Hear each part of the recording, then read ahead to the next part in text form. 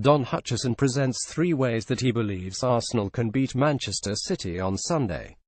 The FC panel explain why they unanimously agree Arsene Wenger and Arsenal are in for a rough match at Manchester City. Arsenal clawed the way back against Man City on 2 occasions en route to a 22 draw last April. Arsenal's task on Sunday is not a normal one.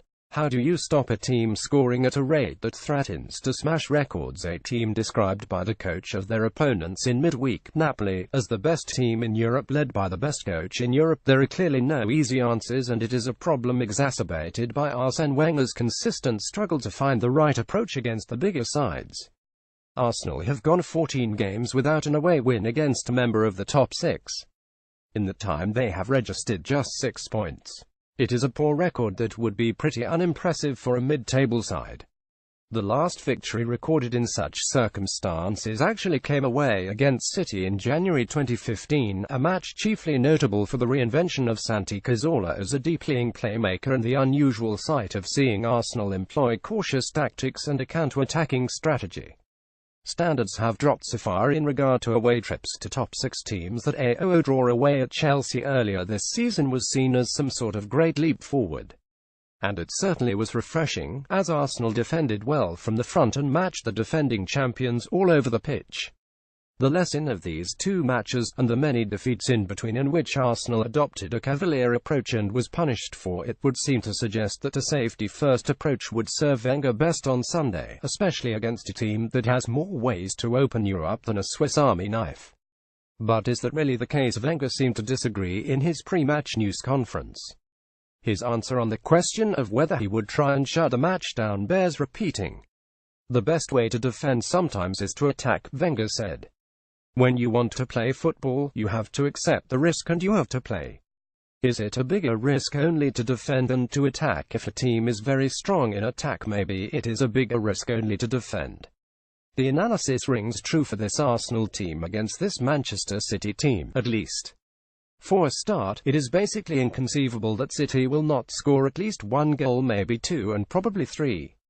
Arsene Wenger and Arsenal were the last team to defeat City back in April. In winning 9 of the 10 Premier League games this season and drawing the other, Manchester City have scored an astronomical 35 goals. In Sergio Aguero 7 goals, Raheem Sterling 7, Leroy Sane 6 and Gabriel Jesus 6, they have 4 of the top 6 scorers in the division. If City continue this kind of form, theirs will be the kind of attacking force that has been rarely assembled in the history of the English game.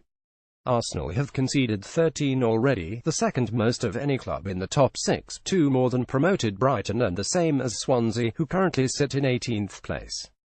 Arsenal have a serviceable back 3 of Nacho Monreal, Bukayo Saka and Laurent Koscielny, but not a lot in the way of protection from midfield, if Granit Xhaka and Aaron Ramsey play in the 2 central roles, at least. The area between the 2 lines is one where City excel. It is not inconceivable that Bernardo Silva, David Silva and Kevin De Bruyne will all start. De Bruyne in particular has been electric this season, perfectly weighting each pass as if his life depends on it. Even if Arsenal do sit back and try and soak up pressure, it is not hard to see City finding a way through. And so, with the team front-loaded with exceptional talents in the forward roles, maybe attack really will be the best form of defense for Wenger.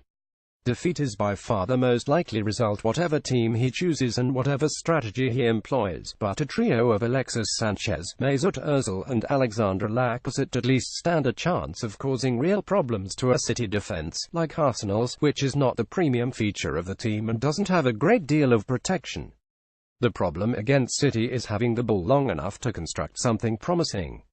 On the few occasions Arsenal do carve out a shot on goal, they need to be ruthless. Maybe the answer is trying to catch City off guard with a proactive approach. Whatever Arsenal do, they have to be intelligent, organized, and prepared. All too often those traits seem absent when they make a trip to one of the established powers. Any weaknesses will be punished ruthlessly on Sunday. Tom is one of ESPN FC's Arsenal bloggers. You can follow him on Twitter at TomEurosport.